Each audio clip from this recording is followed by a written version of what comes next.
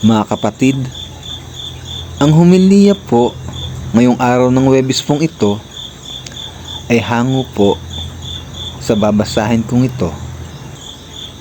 Lucas, Kapitulo 11, versikulo 47 hanggang 54. Wika ni Jesus, kahabag-habag kayo. Ipinagpapatayo pa ninyo ng magagarang libingan ang mga propetang pinatay ng inyong mga ninuno. Sa gayon, kayo na rin ang nagpapatunay na sang-ayon kayo sa ginawa ng inyong mga ninuno. Sapagkat sila ang pumatay sa mga propeta at kayo naman ang nagtatayo ng libingan ng mga ito. Dahil dito'y sinabi rin ng karunungan ng Diyos, magsusugo ako sa kanila ng mga propeta at mga apostol. Ang ilan ay papatayin nila at ang iba na may uusigin.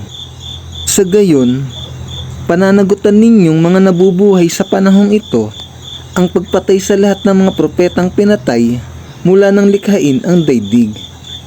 Magmula kay Abel hanggang kay Zacarias na pinatay sa pagitan ng dambana at ng templo. Oo, sinasabi ko sa inyo, kayong mga nabubuhay sa panahong ito, mananagot kayo sa kanilang pagkamatay.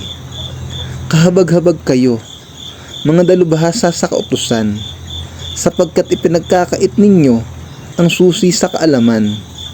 Hindi na nga kayo pumapasok, hinahadlangan pa ninyo ang mga ibang nais pumasok. Pagkaalis ni Jesus sa lugar na iyon, nagsimula na siyang tuligsain ng mga tagapagturo ng kautusan at pariseyo.